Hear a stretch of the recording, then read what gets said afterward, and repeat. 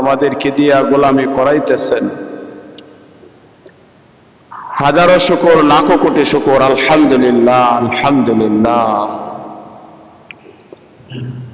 একে তো আপনি আমাকে ইবাদত থেকে বঞ্চিত রেখে গুনার কাজ করানোর জন্য শয়তান পিছনে লেগে আছে। এরপরেও আবার শয়তান তার চেলা চামুন্ডা তৈরি করে ফেলেছে মানুষকে, তার সাথী বানিয়ে ফেলেছে মানুষকে। এমনিতে একজন মানুষকে শয়তান প্রত্যেককে ধোঁকা দিচ্ছে। আমাকে একটা শয়তান ধোঁকা দিচ্ছে, আমার মনকে, নফসে আম্মারাকে সে দখল করে ফেলেছে। এরপরে আমাকে ধোঁকা দেওয়ার জন্য মানুষ তৈরি করেছে, লোক তৈরি করেছে, দলে দলে লোক আপনি আমাকে ধোঁকা দেওয়ার জন্য তৈরি হয়েছে। এখন তো মানুষকে ধোঁকা দেওয়ার জন্যে, মানুষের আমল আখলাক নষ্ট করার জন্যে সেই শয়তান মানুষকে এমনভাবে বুদ্ধি কৌশল দিতেছে যে তার যেন আর যুদ্ধের ময়দানে গিয়ে যুদ্ধ করতে না হয়, ইমানের সাথে, ইমানওয়ালার সাথে, আমলওয়ালার সাথে যুদ্ধের ময়দানে গিয়ে যুদ্ধ করার যেন প্রয়োজন না পড়ে, যুদ্ধটা যেন এসি রুমে থেকে রিমোট কন্ট্রোলের মাধ্যমে করে ফেলতে পারে।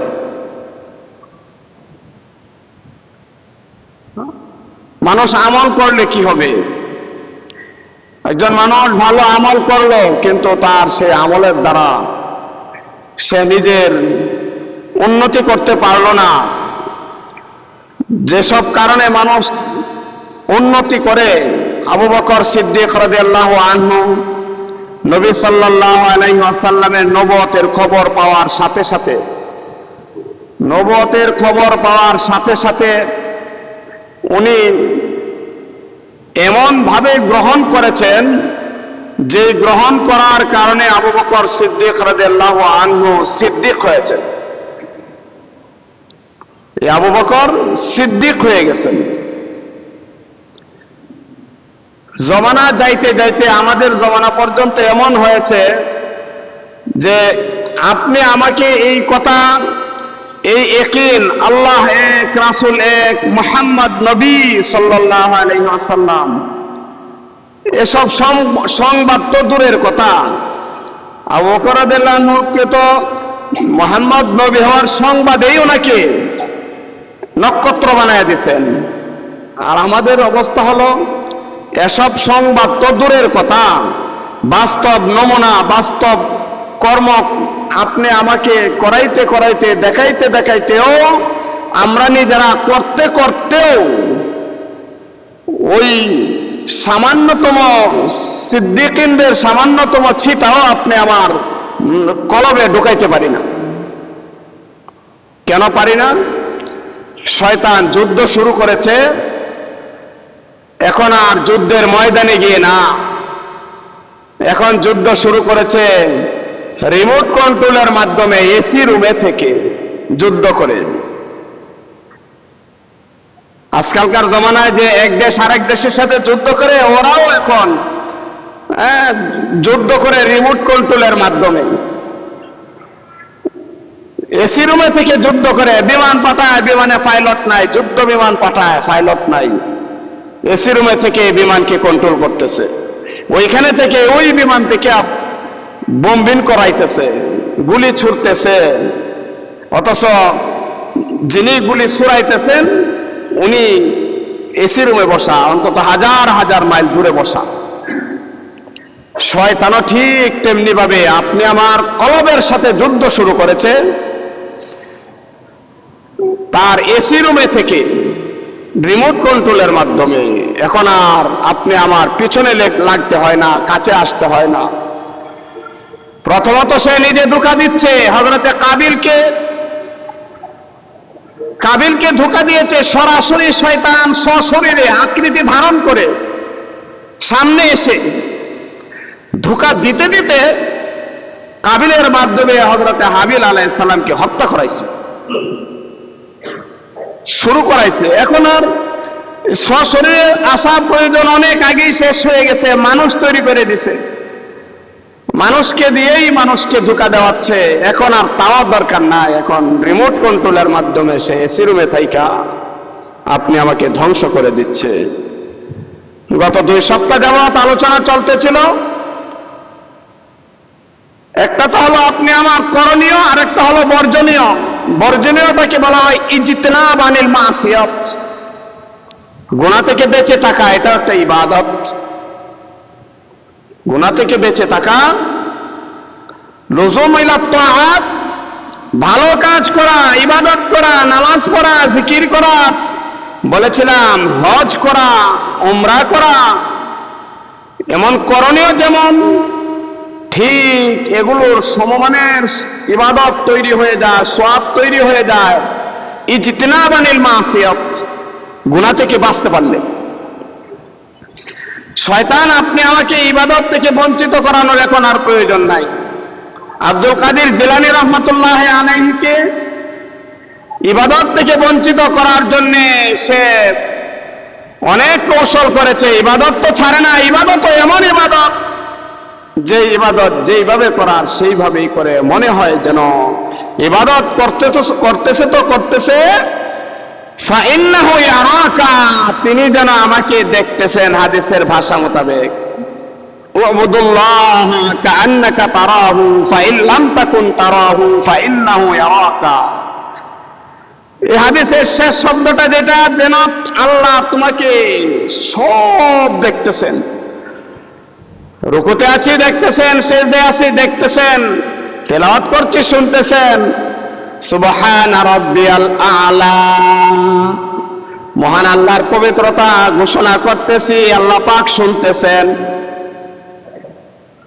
বলে এটা থেকে বঞ্চিত করার জন্য শেষ পর্যন্ত না পাইরা সে স্বর্ণের এক চেয়ার নিয়ে, কুরসি নিয়ে সামনে আইসা বসছে, বলতেছে যে আরো সে আল্লাহ রাব্বুল আলামিনের কুরসি, কই যে আমি তোমার ইবাদতে খুশি হয়ে আমি স্বয়ং তোমার সামনে আইসা গেছি। সেজদা যেখানে দিচ্ছে এইখানে পাহাড় বাড়াইয়া দিচ্ছে, আর বলতেছে আমি আল্লাহ, আমি আল্লাহ স্বয়ং তোমার ইবাদতে খুশি হয়ে তোমাকে আমি দেখতেছি। এর আগের অংশে যে আর তুমি আমাকে দেখতেছো, এটা তো পাচ্ছ না, আজকে তুমি আমাকে দেখার পরিবেশ করে দিলাম।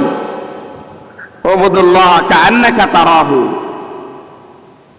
তুমি ইবাদত করতেছো যেন তুমি তাকে দেখতেছো। আজকে দেখার পরিবেশ তৈরি করে দিলাম, পরিস্থিতি স্বীকার করে দিলাম, অর্থাৎ আমি স্বয়ং সশরীরে উপস্থিত হয়ে গেলাম। তুমি ইবাদত করতেছো যেন আমাকে দেখতেছো, এই যে দেখো আমি আল্লাহ, আমি আল্লাহ, তুমি ছাড়া আমাকে আর কেউ দেখতে পাচ্ছে না। শুধুমাত্র তোমার জন্যই কল্প জগতে আমি আজকে এমন একটা আকৃতি ধারণ করেছি যে কল্প জগতে তুমি আমাকে সরাসরি দেখার মতোই, তুমি তাকিয়ে দেখো আমাকে। আব্দুল কাদের জিলানী রাহমাতুল্লাহ তো তাই দেখলেন। বিশাল কুরসি, যে কুরসির জিন্দেগিতে দুনিয়াতে দেখা তো দূরের কথা নাই, নিশ্চিত এমন এক কুরসি সামনে। আব্দুল কাদের জিলানী রাহমাতুল্লাহ আলাইহি মনে মনে খুশি হলেন যে আমার কল্প জগতের কলবের চক্ষু খুলে গেছে, দেখতে পাচ্ছি। ওই হাদিসের ভাষা মোতাবেক যেহেতু হাদিসে বলা হয়েছে তুমি আল্লাহকে দেখো, মনে হয় দেখেই ফেলেছি।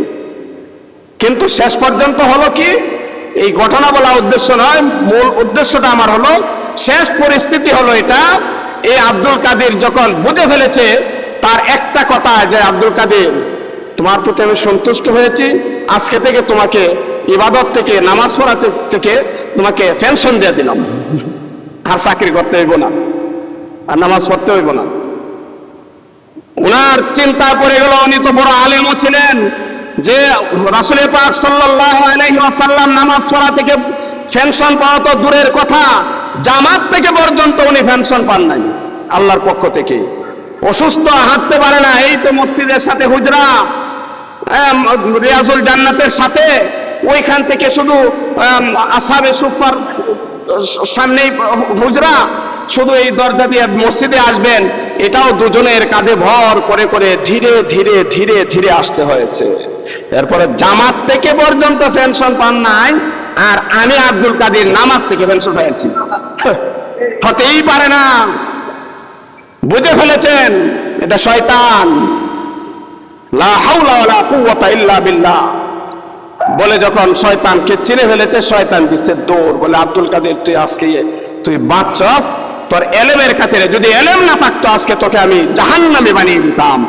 উনি বলে শেষ মুহূর্তে বুঝে আর একটা ধোঁকা দিতেছস, আমার এলেমে বাঁচাইছে না আমার আল্লাহ বাঁচাইছে। তো বলতেছিলাম যে কথাটা, শয়তান ইবাদত থেকে বঞ্চিত করার জন্য এখন আর তার দরকার নাই। কারণ আপনি আমি এত এত ইবাদত করে আমি জমাইলাম, সে মাত্র একটা পারমাণবিক বোমা ছাইড়ে দিব, এক বোমায় আমার দেহ নামের বিশ্বটাকে পৃথিবীটাকে এক বোমায় ধ্বংস করে দিবে, শেষ করে দিবে। এমন একটা জিনিস সে বের করেছে যে যুদ্ধর জন্য পারমাণবিক বোমা আমাকে, আমার আমলকে ধ্বংস করার জন্য তৈরি করেছে। এটা এসি রুমে থেকেই সম্ভব। গত সপ্তাহ 2 সপ্তাহ যাবত আলোচনা চলতেছিল গুনাহ থেকে বাঁচার, চোখকে হেফাজত, আপনি আমার জিহ্বাকে হেফাজত, আপনি আমার চক্ষুকে হেফাজত। আজকে যে বিষয়টা আমি বলতে চাচ্ছি, আপনি আমি ইবাদত করে করে আল্লাহ পাকের নৈকট্য হাসিল করতে করতে যত উপরেই উঠি না কেন, শুধুমাত্র একটা পারমাণবিক বোমা, শয়তানের দেওয়া বোমায় আমার সব শেষ করে দেবে। ইন্না ফি যালিকা লাযিকরা লিমান কানা লাহু কলবুন, ওই ব্যক্তির জন্য আল্লাহ পাকের পক্ষ থেকে সরাসরি নসিহত, সরাসরি আল্লাহ পাকের পক্ষ থেকে হেদায়েত, যে যার কলবটাকে ঠিক করে ফেলেছে। বলে এই কলবটাকে ধ্বংস করে দেওয়ার জন্য সে একটা মাত্র পারমাণবিক বোমা তৈরি করেছে। এই পারমাণবিক বোমাটা হলো, সহজ কথায় পারমাণবিক বোমাটা হলো ইন্টারনেট, আর কিছুর দরকার নাই। এক ইন্টারনেট আর আপনি আমার একটা টাচ মোবাইল, আর কিছু লাগবে না। আপনি আমাকে ধ্বংস করার জন্যে, জাহান্নামী বানানোর জন্যে, সে পোলা হোক বুড়া হোক, বুড়া হইলে ইন্টারনেট দরকার নাই এমন নয়। এই যে বলে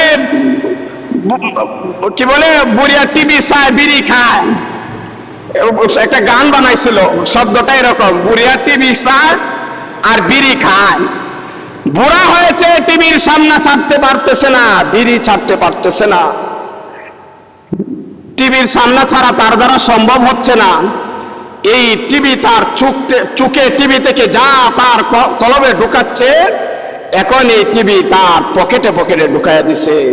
তার এক ইন্টারনেটের সামান্যতম একটা ঝিলিক আর মানুষের এই কলবের 1000 বছরের, 100 বছরের জমানো ইবাদত একটা ঝিলিকেই যথেষ্ট ধ্বংস করে দেওয়ার জন্যে। এই জন্য আপনি আমার ইজতিনাব আনিল মাসিয়াত, গুনাহ থেকে বেঁচে থাকা, গুনাহ থেকে বেঁচে থাকা সবচাইতে বড় জিহাদই তো হলো, সবচাইতে বড় ইবাদতই তো হলো নিজেকে গুনাহ থেকে বাঁচিয়ে রাখা। সামনে দিয়ে হাঁটবেন, সুন্দরী রমণী মেয়ে সামনে থাকবে, আর আপনি একবারের জন্য চক্ষু তুলে তাকাবেন না, কেমন হবে? অসম্ভব মনে হবে। হেরাক্লিয়াসের দরবারে যখন নবী সাল্লাল্লাহু আলাইহি ওয়াসাল্লাম সাহাবাদেরকে পাঠালেন, শয়তান তাদেরকে, ওই বিধর্মীদেরকে বলে যে তাদের সাথে যুদ্ধ করার দরকার নাই, একটা দৃষ্টির কারণে, একটা দৃষ্টি যদি তুমি দেওয়াইতে পারো তাহলেই যথেষ্ট হয়ে যাবে, পরাজয় হয়ে যাবে তাদের, তোমাদের বিজয় হয়ে যাবে। অন্যথায় তাদের সাথে যুদ্ধ করে বিজয় সম্ভব নয়। 1 আর লাখ কোনো টিকতে পারবে না সামনে। তারা যদি একজন থাকে আর তোমার লাখ সৈন্য থাকে, তাও টিকতে পারবে না, অসম্ভব। শয়তান বুদ্ধি দিয়েছে কি করা, বলে যে তারা তো আসছে যুদ্ধের জন্য, কি করো, অভ্যর্থনা দেওয়ার জন্য লাল গালিচা বিছাও, আর কি করো, 2 ধারে, রাস্তার 2 ধারে মেয়েদেরকে, সুন্দরী মেয়েদেরকে তোমার দেশ থেকে বাছাই করে এনে দুই সাইডে দাঁড় করে দাও অভ্যর্থনা দেওয়ার জন্য ফুলের ছোড়া দিয়া, আর কিছু লাগবে না। সাহাবায়ে কেরাম, সাহাবায়ে কেরাম, সাহাবী নূর, সাহাবায়ে কেরাম কলবকে আল্লাহ পাকের রহমতের নূর দিয়ে ভরে ফেলেছেন। ওনাদেরকে ধ্বংস করে দিবে এই এটম দিয়া?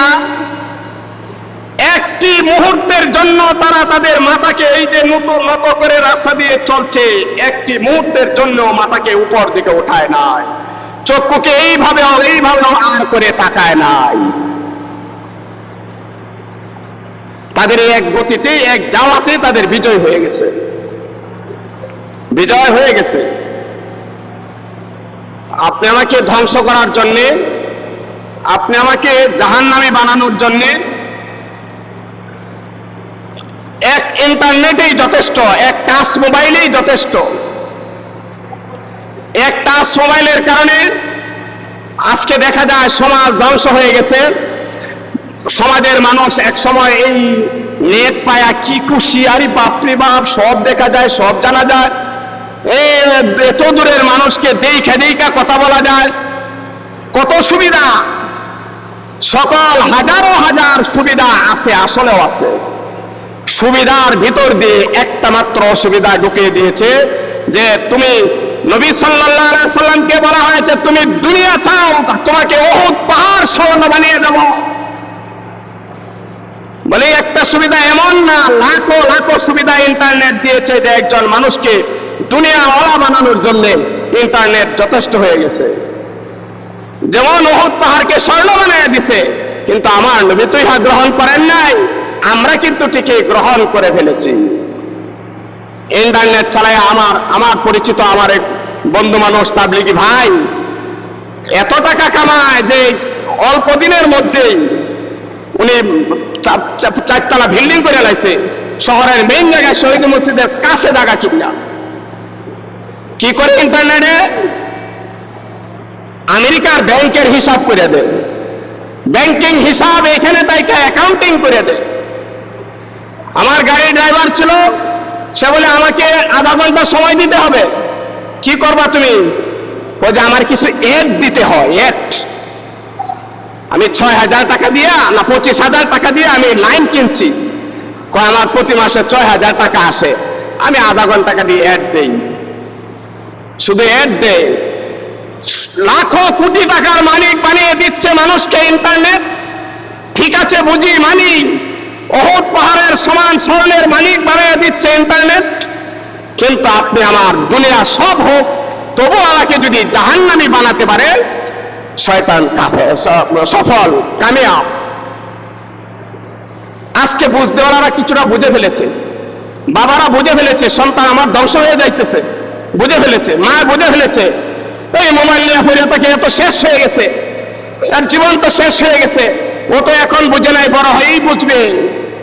বিভিন্ন রাষ্ট্র 16 বছর 20 বছরের আগের সন্তানদেরকে, মানুষ সে ছেলে হোক মেয়ে হোক, মানুষকে টাচ মোবাইল নিষেধ করে দিছে, ইন্টারনেট নিষেধ করে দিছে। ইন্টারনেট নিতে হলে তাকে আইডি শো করতে হয়, আইডি দিয়ে ইন্টারনেট নিতে হয়। 16 বছরের কম হলে নিতে পারবে না, ব্যবহার করতে পারবে না, টাচ মোবাইল কিনতে পারবে না।